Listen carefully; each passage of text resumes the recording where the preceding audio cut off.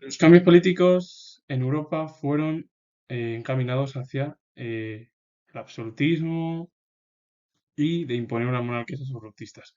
Hay que decir que antes del nacimiento del Estado moderno con esas monarquías absolutas en Europa, los monarcas tenían poco poder. Quien tenía mayor poder eran los nobles económicos. En el siglo XV y XVI, Europa tiene un crecimiento muy próspero tras una crisis brutal en el siglo XIV, por epidemia, eh, por hambrunas, por conflictos bélicos y sociales. Hay ya cambios. Es verdad que a partir de ahora, en la Edad Moderna, el control va a estar por parte del monarca y luego a partir de ahí va a haber estamentos privilegiados y estamentos no privilegiados. Los estamentos privilegiados, la nobleza y el clero. Y los no privilegiados se produjo con el nacimiento de la burguesía. Y además con el campesinado.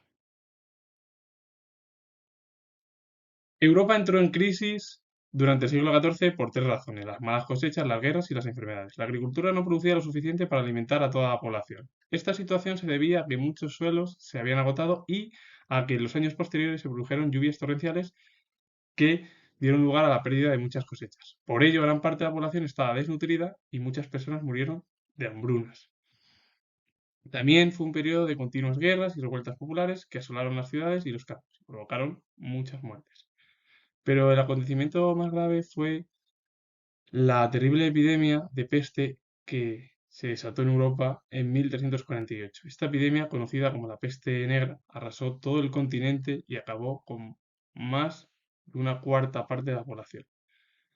A partir del siglo XV, la situación en Europa mejoró y la población creció lentamente. En 1500, en Europa se alcanzó el número de habitantes antes de la epidemia de la peste negra y en el siglo XVI la población creció aún más. Es verdad que Europa en el siglo XIV entra en crisis por las malas cosechas, las guerras, las enfermedades, la agricultura no produce lo que necesita la población para alimentarse debido a las lluvias torrenciales, al agotamiento de los suelos y claro, la población estaba desnutrida y murieron muchos de hambre. Las guerras y revueltas populares que se produjeron en Europa también provocaron muchas muertes y asolaron ciudades y campos. Y la epidemia de la peste negra, que se produjo en 1348, arrasó con todo el continente europeo y además una cuarta parte de la población europea murió. Luego ya en el siglo XV Europa mejoró su situación y la población comenzó a recuperarse de forma lenta y ya en 1500 Europa alcanzó los mismos habitantes antes de la epidemia de la peste negra. Y en el siglo XVI la población creció aún más. El nombre de peste proviene del hecho de que el cuerpo de los afectados desprendía mal olor y de las creencias de que la enfermedad era producida por la corrupción del aire. Por estas razones se pensaba que la utilización de hierbas aromáticas, perfumes, era eficaz para evitar el contagio. Y se hizo muy habitual la quema de incienso y otras especies en el interior de los hogares. Es verdad que cuando la peste proviene del mal olor que desprende cualquier cuerpo. Y según también ello, la enfermedad es producida por la corrupción del aire. Y claro, según las creencias, se utilizaban hierbas aromáticas, perfumes, y así no se contagiaba cualquier individuo. Claro, y luego se hizo muy habitual la quema de incienso y otras especies en el interior de los hogares.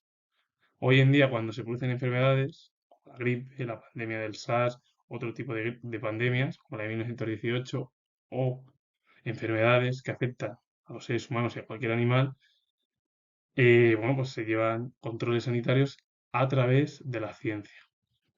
Que la ciencia, por cierto, es muy importante. En el siglo XV la población europea creció lentamente, en el siglo XVI creció más rápido. La economía se produjo lo mismo, un crecimiento entre los siglos XV y XVI y este periodo dentro de la fase se la conoció como prosperidad. Por un lado, la población crecía y demandaba más productos agrícolas y artesanos, además, los descubrimientos geográficos incrementaron el comercio con las tierras recién descubiertas. Para facilitar las transacciones comerciales, mejoró el sistema bancario con un fuerte desarrollo de los métodos de pago y préstamo. Y las mayores potencias económicas de esta época fueron ciudades en las que se concentraba la producción artesana y que contaban con importantes puertos desde los que comerciar. Venecia y Florencia en Italia. Hay que decir que Venecia fue una de las ciudades más importantes en torno al comercio con la zona de Oriente y también eh, de otras zonas de Europa, porque tuvo además un papel destacado. Amberes, en Flandes, las ciudades de la Hansa, Lisboa, Sevilla y Londres también fueron puertos importantes en torno al ámbito económico y el comercio. Europa crece, la población en el siglo XV-XVI, más lentamente en el siglo XV, la economía crece en los siglos XV y XVI, la gente ya pide productos agrícolas y artesanos, también los descubrimientos benefician a que Europa tenga un mayor crecimiento. Se crean las transacciones comerciales, que es lo que mejoró el sistema bancario con un fuerte desarrollo de los métodos de pago y préstamo.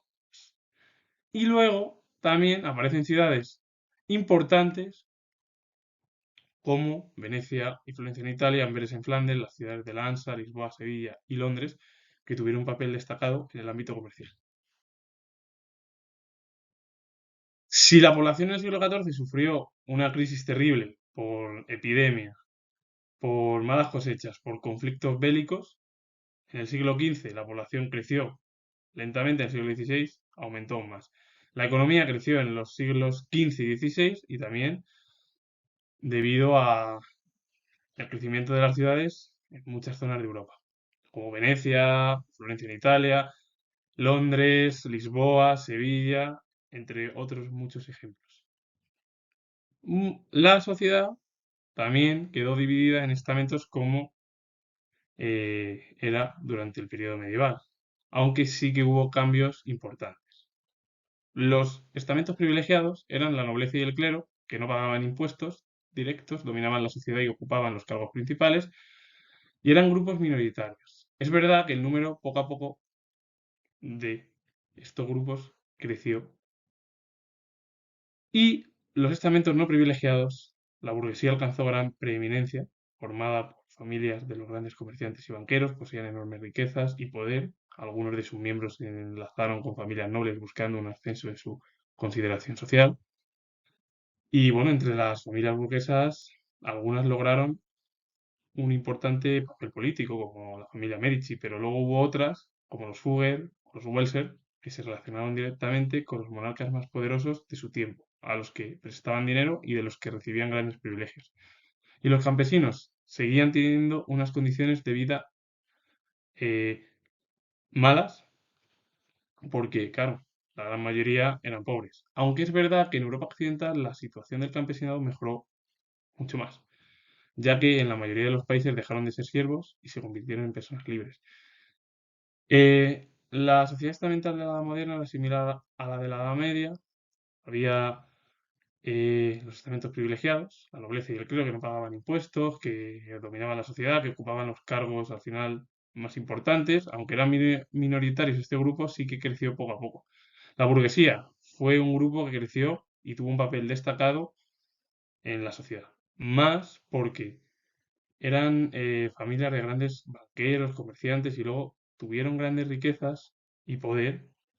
Y porque muchos de las familias burguesas se querían unir a las familias nobiliarias para tener un estatus social más alto. Y al final, teniendo un gran poder político como la familia Medici o los Fugger o los Welser, que tuvieron un papel muy destacado, pues fueron familias burguesas que estuvieron cerca de los monarcas más poderosos de su tiempo y además es que encima les prestaban dinero y recibían grandes privilegios. Los campesinos, su situación era horrible, aunque es verdad que en Europa Occidental mejoró algo porque ya muchos de ellos no eran campesinos siervos, sino que ya eran personas libres.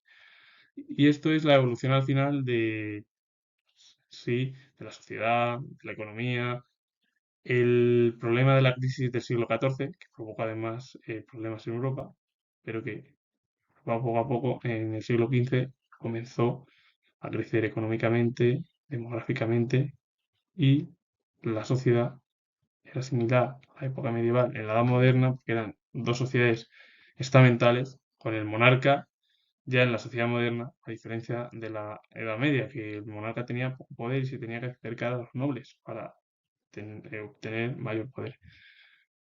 Y bueno, pues los grupos no privilegiados, la burguesía es verdad que así alcanzó gran poder político, en riquezas, y también eran familias de grandes comerciantes y banqueros, y tuvieron, pues bueno, la cercanía con los principales monarcas más poderosos de su tiempo. Y los campesinos, como he dicho, libres en Europa comenzaron su andanza a poder llevar poco a poco una vida mejor que en la Edad Media. Aunque, claro, la situación de los campesinados era horrible porque vivían muchos de ellos en la pobreza. Y con ello finalizo. Comentar que tengo grabado historia. Si os gusta este vídeo, darle a like, suscribiros y comentar. Saludos. Adiós.